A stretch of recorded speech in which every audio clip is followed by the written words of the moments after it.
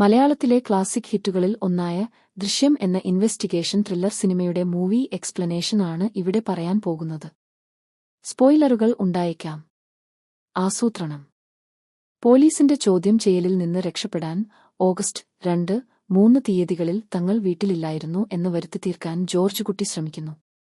അവർ തൊടുപുഴയിൽ ഒരു ധ്യാനത്തിന് പോയി എന്ന് സ്ഥാപിക്കാൻ ടിക്കറ്റുകളും ബില്ലുകളും കരുതിവെക്കുന്നു.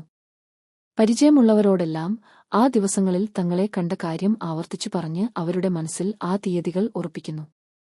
തുടർന്ന് ജോർജ് കുട്ടി സിനിമകളിൽ കണ്ട വിദ്യകൾ ഉപയോഗിച്ച് തെളിവുകൾ നശിപ്പിക്കുന്നു. വരുൺ ഉപയോഗിച്ചിരുന്ന കാർ ഉപേക്ഷിക്കപ്പെട്ട നിലയിൽ കണ്ടെത്തുന്നത് കേസിലെ നിർണായക വഴിത്തിരിവാകുമെന്ന് ജോർജ് കുട്ടിക്ക് അറിയാമായിരുന്നു. അതുകൊണ്ട് അദ്ദേഹം വരുണിന്റെ കാർ കുറച്ചു ദൂരെയുള്ള ഒരു തടാകത്തിലേക്ക് തള്ളിയിട്ടു. പക്ഷേ പിന്നീട് ഇത് പോലീസ് കണ്ടെത്തിയെങ്കിലും ജോർജ് കുട്ടിയെ കുടുക്കാൻ ആ തെളിവുകൾ മതിയാകുമായിരുന്നില്ല. വരുണിന്റെ ഫോണിലെ സിം മറ്റൊരു ചെറിയ ഫോണിൽ നിക്ഷേപിച്ച ശേഷം ഒരു അന്യസംസ്ഥാന ലോറിയിലേക്ക് വലിച്ചെറിയുന്നു.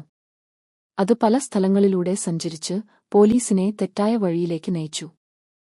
പോലീസ് അന്വേഷണം. കാണാതായ മകനെ അന്വേഷിച്ച് ഐ.ജി. ഗീതാ പ്രഭാകറും ഭർത്താവും എത്തുന്നു.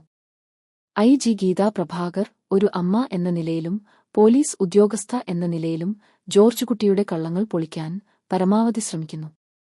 ക്രൂരനായ കോൺസ്റ്റബിൾ സഹദേവൻ ജോർജ് കുട്ടിയെ സംശയിക്കുകയും കുടുംബത്തെ ക്രൂരമായി മർദ്ദിക്കുകയും ചെയ്യുന്നു. ഒടുവിൽ ഇളയ മകൾ അനു പേടിച്ച് മൃതദേഹം കുഴിച്ചിട്ട സ്ഥലം പോലീസിന് കാണിച്ചു കൊടുക്കുന്നു. ട്വിസ്റ്റ്. പോലീസ് ആ സ്ഥലം നാട്ടുകാരുടെ സാന്നിധ്യത്തിൽ കുഴിക്കാൻ തീരുമാനിക്കുന്നു. വരുണിന്റെ ബോഡി കണ്ടെത്തും എന്ന് പോലീസുകാരും നാട്ടുകാരും എല്ലാം വളരെ ആകാംക്ഷയോടെ കാത്തിരിക്കുന്നു. അവസാനം അവിടെ നിന്ന് ഒരു പശുവിന്റെ ജഡമാണ് കണ്ടെത്തുന്നത്. ആ നിമിഷം ജോർജ് കുട്ടിയുടെ വിജയം ഉറപ്പാകുന്നു.